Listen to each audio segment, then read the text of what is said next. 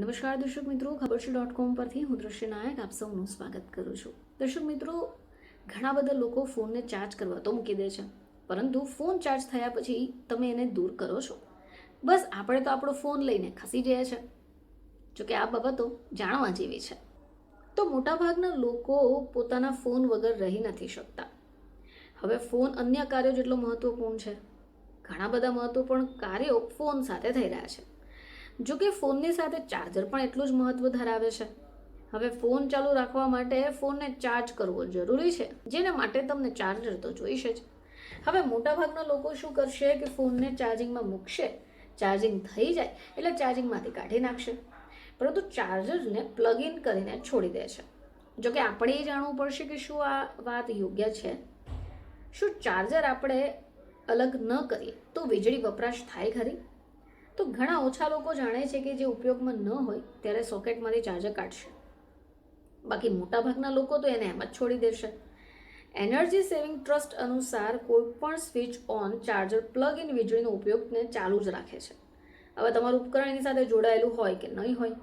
હવે એ નોંધવું યોગ્ય છે કે આ માત્ર થોડા યુનિટ વીજળીનો વપરાશ નથી કરતું, પરંતુ એ ધીમે ધીમે ચાર્જરની લાઈફ પણ ઘટાડશે.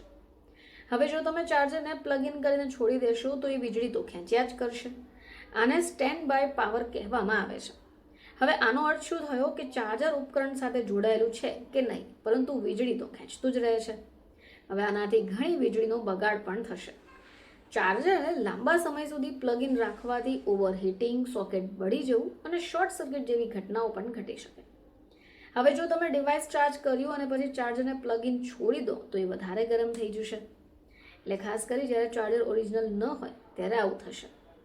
પ્લગ ઇન કરેલું ચાર્જર આંતરિક ભાગો ગરમ થતા રહે, જેને કારણે આવા ભાગોને નુકસાન પહોંચે છે અને આગ લાગવાનું જોખમ પણ વધારી શકે. હવે ક્યારેક શું થાય કે વોલ્ટેજ વધવાને કારણે ચાર્જરમાં પણ આગ લાગી શકે. તેથી ડિવાઇસ ચાર્જ થઈ જાય એટલે ચાર્જરને ચાર્જિંગ પોઈન્ટથી ખસાડી દો. હવે જ્યારે ચાર્જર સતત પ્લગ સાથે જોડાયેલું હોય ત્યારે ગરમીને કારણે ચાર્જરના આંતરિક ભાગોને પણ નુકસાન થાય. હવે આનાથી શું થશે કે ચાર્જરની કાર્યક્ષમતા નબળી થશે. આ ચાર્જર એટલે કે આ ઉપકરણ યોગ્ય રીતે ચાર્જ કરવામાં સક્ષમ નહીં રહે. જો તમે ચાર્જરને અનપ્લગ રાખવાની આદત પાડો છો તો તમને આવા નુકસાનો ઝડપથી નહીં થાય.